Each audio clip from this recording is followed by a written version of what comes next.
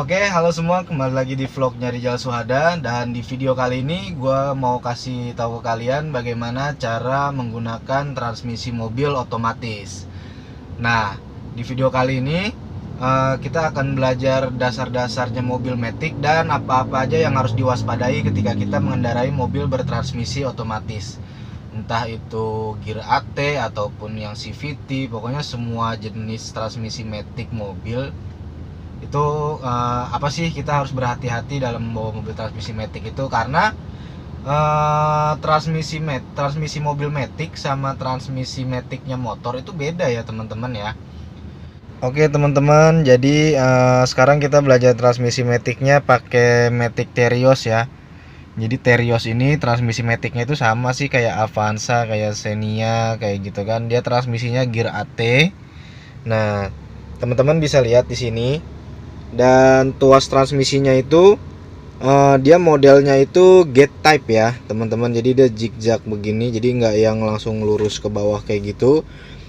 Dan tujuannya ini sih lebih ke arah safety sih ya teman-teman ya. Nah, jadi di sini teman-teman bisa lihat di tuas transmisinya itu ada indikator P, R, N, D, 3, 2, L ya teman-teman ya. Nah, ini tuh artinya apa sih? Nah, kalau yang P itu berarti dia posisinya untuk parkir ya. Jadi kalau mobil kita parkir, kita posisi tuas transmisinya kita posisikan di posisi P, parkir. Nah, jadi di dalam transmisi itu gearnya itu ada penguncinya, jadi yang ngunci. Jadi kalau di posisi P, walaupun kita nggak rem tangan, mobil itu nggak bisa maju mundur teman-teman, karena dia gearnya kekunci kalau di posisi P. Nah, cuma kalau di posisi P ini teman-teman kalau mau parkir paralel kayak gitu ya, itu kalau misalkan ada petugas parkir yang mau dorong-dorong mobil teman-teman itu bakal kesulitan, bakal susah. Nah, jadi di sini ada tombol tulisannya shift lock. Nah, jadi di sini tuh fungsinya buat kalau di posisi P kita mau parkir paralel, teman-teman tinggal tekan shift locknya sambil pindahin transmisinya ke posisi N.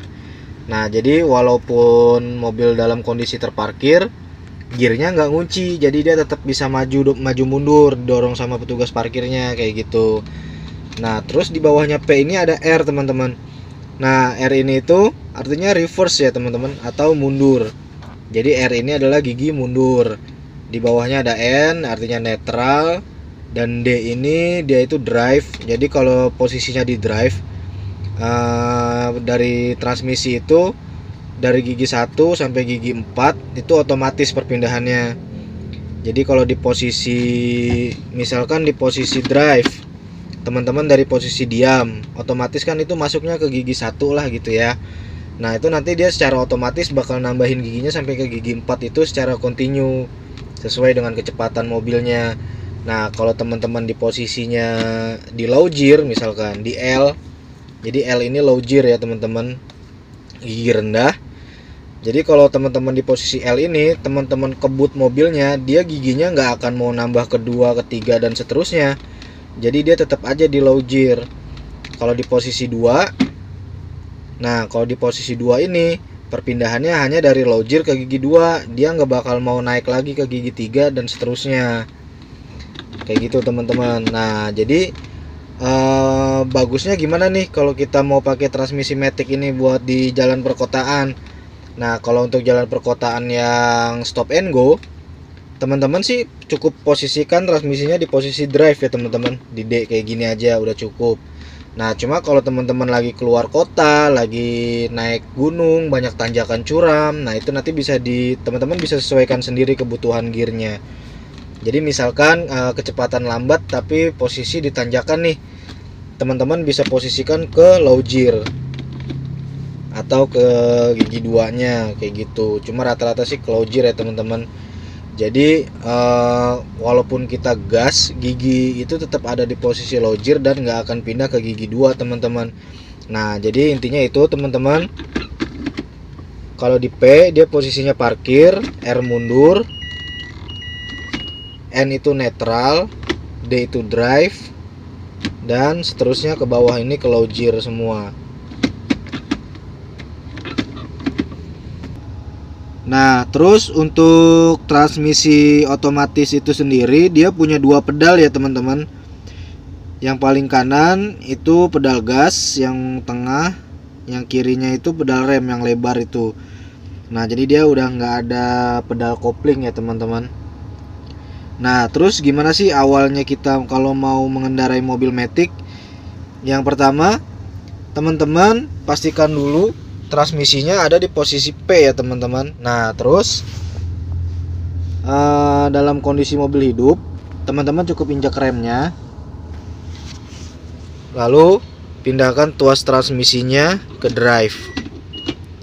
Nah, teman-teman tinggal lepas rem tangan dan lepas rem aja teman-teman. Tinggal lepas rem, itu mobil pasti jalan.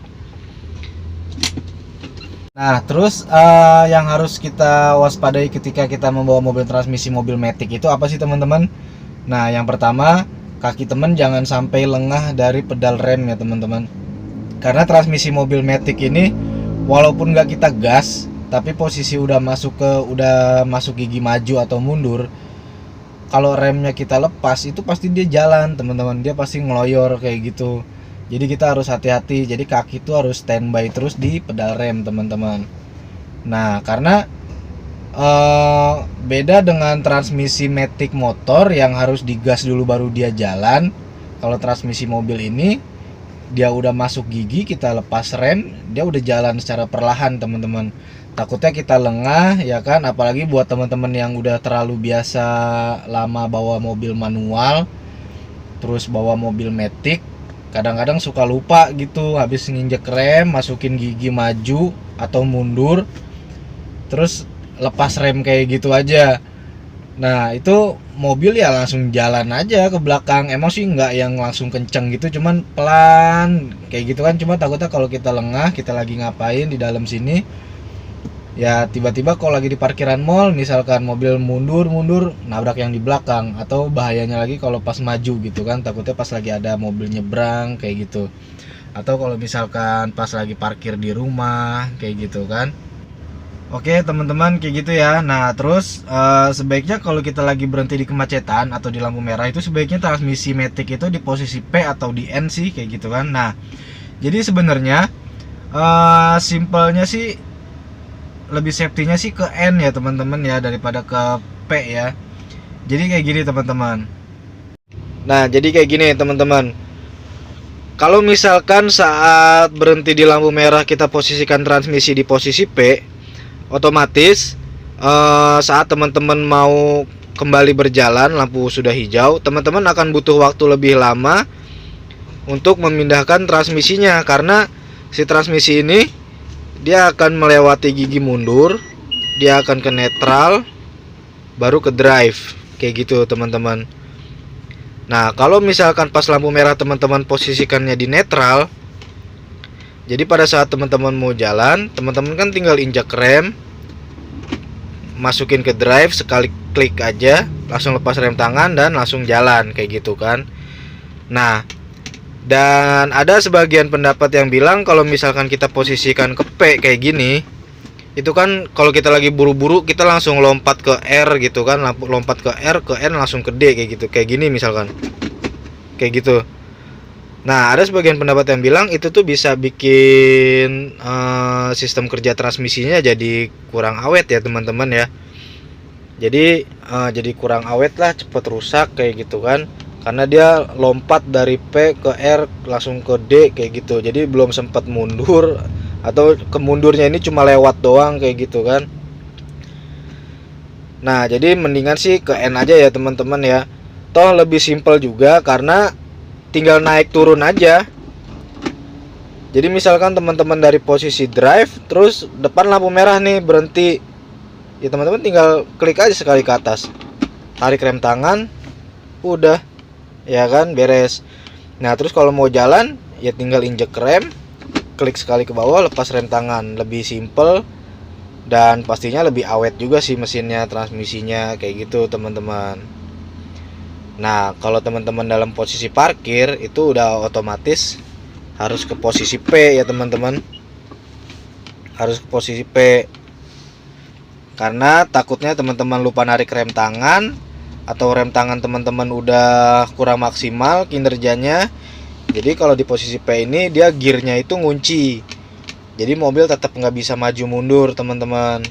Nah, jadi mungkin itu aja teman-teman video belajar matic kita kali ini. Jadi intinya teman-teman harus lebih hati-hati kalau bawa mobil matic ya, karena kalau di mobil manual teman-teman masuk ke gigi 1 atau gigi berapapun itu, teman-teman lepas koplingnya secara mendadak, itu kan mobil loncat sedikit langsung mati mesinnya kan. Nah, kalau di mobil matic ini, kalau teman-teman udah masuk ke drive atau ke mundur, teman-teman lepas rem, itu mobil ya nyelonong aja kayak gitu kan, ngeloyor aja, jalan aja kayak gitu, dia mesin nggak akan mati, tentunya pasti bakal hidup terus. Beda dengan manual. Nah, mungkin dari sisi safety sih kayak gitu ya teman-teman. Jadi teman-teman harus bener-bener hati-hati kalau bawa mobil matic. Dan juga teman-teman yang baru belajar mobil, terus belajarnya itu langsung ke transmisi matic, teman-teman juga harus hati-hati, takutnya nanti salah injek, bukan injek rem malah injek gas gitu kan, karena dia cuma 2 pedal nih, pilihannya lebih sedikit gitu kan. Beda dengan transmisi manual ada 3 pedal kayak gitu ya. Intinya harus lebih hati-hati sih. Yang jelas kita harus bener-bener standby kaki itu di rem kayak gitu kan, karena buat antisipasi takutnya mobilnya ngeloyor jalan terus kayak gitu. Iya, kalau di depan tembok, belakang tembok sih masih mending. Kalau di belakang ada parit kayak gitu kan, repot juga urusannya kalau mobil sampai nyemplung. Nah, mungkin itu aja teman-teman. Kalau ada yang perlu dikoreksi, silakan komen di kolom komentar, dan kalau ada masukan juga silakan sharing di kolom komentar. Dan terima kasih and see you next video. Bye.